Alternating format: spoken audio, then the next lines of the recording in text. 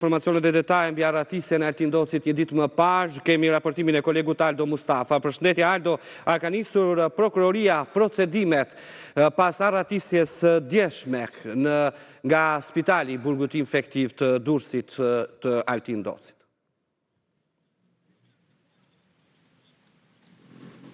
Ju përshëndes atëherë përsa i përket hetimeve që kanë nisur që ditën e djeshme nga ana e prokurorisë, dihet deri në këto momente se pas arratisjes së Altin Docit janë bërë arrestimet e 8 personave konkretisht: Aulon Çuko, Dezmond Pazaj, Dorian Saraçi, Salif Erollari, Preng Marvataj, Fation Baçi, Arani Çela dhe Violeta Uka, ndërkohë që deri në këto momente ende nuk kemi një pistë të plotë dhe të qartë nga ana e Drejtorisë Vendore të Policisë së qytetit të Durrësit apo të Drejtorisë së Burgjeve për atë çfarë ka ndodhur ditën e djeshme. Gjithë informacionet e zbuluara nga gazetarët dhe informacionet e fundit na bëjnë me dije se policia e Durrësit dhe ajo e Tiranës ka nisur kërkimet në qytetin e Tiranës pasi dyshimet paraprake janë se shtetësi Altin Doci ndodhet i fshehur në qytetin e Tiranës. Nuk e dim nëse kanë rënë në gjurmë apo kanë një zonë në cilën ata dyshojnë. Gjatë pasdites së djeshme kanë konstatuar se automjeti me cilin shtetësi Altin Doci është arratisur drejt Tiranës ka hyrë në një pjesë të saj, kanë qenë kamerat filmike ato të cilat kanë arritur të kapin momentin kur automjeti është futur në qytet dhe më pas u ka humbur kamerave të tjera të sigurisë pasi disa prej bizneseve nuk kanë qenë funksional. Ndërkohë përsa i përket arrestimeve në mëngjesin e sotshëm na bëhet me dije se Aulon Çuko është ndaluar pasi dyshohet se ka plotësuar dokumentacionin mjekësor ku paraqitej se Altin Doci vuante nga probleme me veshkat, duke justifikuar nevojën për kryerjen e lëvizjes dhe vizitës në ambientet spitalore. Kjo është akuza që le të themi dyshimi që kanë deri më tani hetuesia ndaj shtetasit Aulon Çuko. Ndërkohë përsa i përket arrestimeve të tjera, në pranga kanë përfunduar Dezmond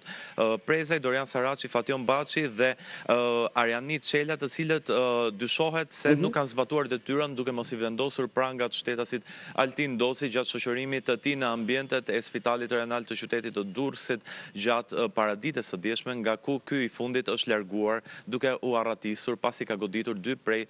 policëve. Kujtojmë se njëri prej emrave të arrestuarve,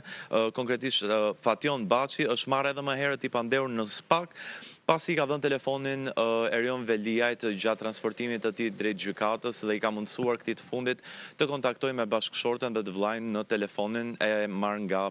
pikërisht ky efektiv. Ndërkohë që kanë britur SHKB-ja e burgjeve në paraburgimin e Durrësit?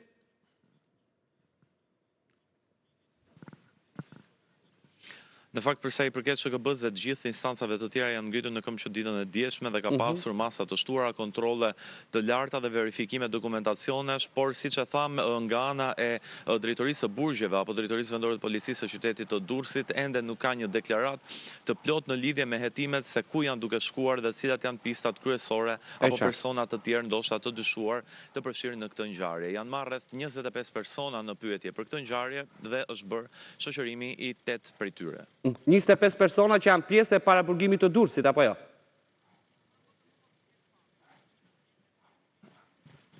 Jo, personat cilët mund t'jenë djeni duke përfshirë këtu edhe staf të Spitalit Rajonal Durrës. Pra edhe pjesë e stafit të Spitalit të Durrësit. Mirë, faleminderit Aldo, në rast se do të kesh të tjera detaje dhe informacione, me njerë do të kërkoni linjën për të lidhur së bashku nga qyteti i Durrësit. Ishim në raportimin e kolegut Aldo Mustafa.